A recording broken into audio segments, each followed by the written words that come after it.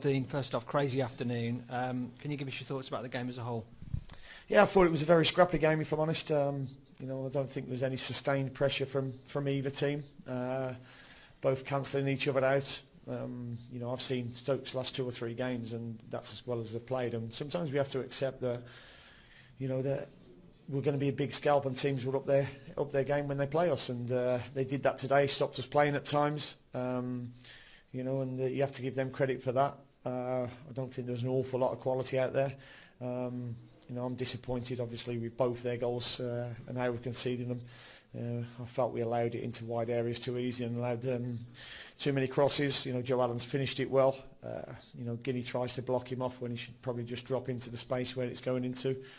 And we don't deal with McLean well enough. Almar gets out there and shows him in rather than just delaying him, and they win a penalty, which was the correct decision. But I'm pleased for Jonathan Kodjia.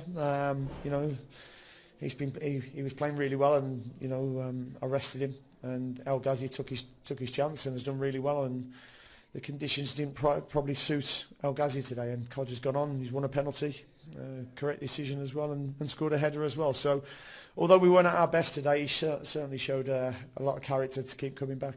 Was the draw a fair result? Yeah, I think so. Yeah, I don't think either team did enough to win the game. There was chances at both ends, but not massive chances. So we're disappointed because we know we can play an awful lot better. We weren't quite. We got in the first half. We got into really good areas, but never quite produced the sort of balls that we were after. We wanted to play balls in behind their 2 centre halves. If we played them aerially into them, then they would head it all day long, because that's what they're good at. And our quality wasn't quite there in the first half. Second half was a little bit better. We certainly with the balls into the box. But as I say, the conditions were certainly a leveller. Us being at home, and them conditions are like a summer's day in Stoke, so became a big leveller for them. As you said, goals for both teams, chances for both teams. Kodjia came on, made a big difference, didn't he, as you alluded to earlier? He did, yeah, because I didn't think the game was. We weren't creating too many great chances at that time. So we had to change it a little bit, and we did, and he came on and certainly done that. He's had to be a bit patient, as again you mentioned earlier, but how much quality has he got to come off that bench? Yeah, no, he's done really well.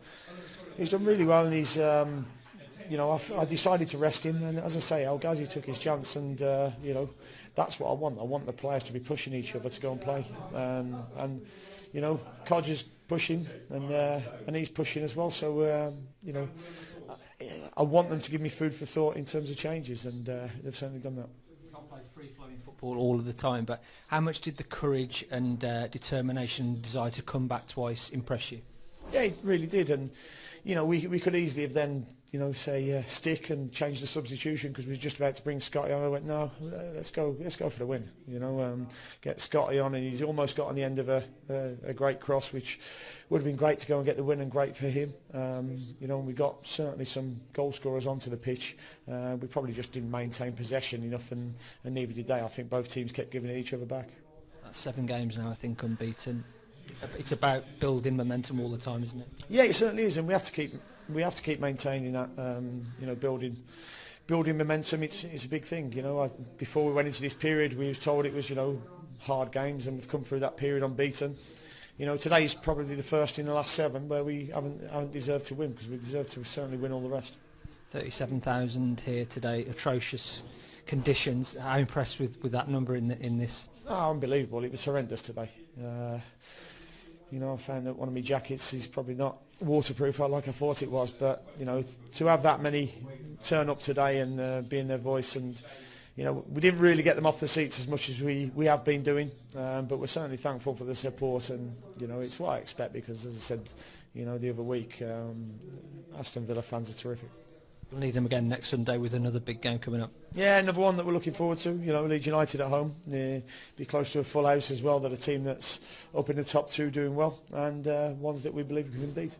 Obviously, you'll be looking at these 2 players later in the week ahead of Leeds, but is there any update on Grealish or Adoma in terms of Leeds? No, not really for Grealish. I'm expecting Adoma to come back.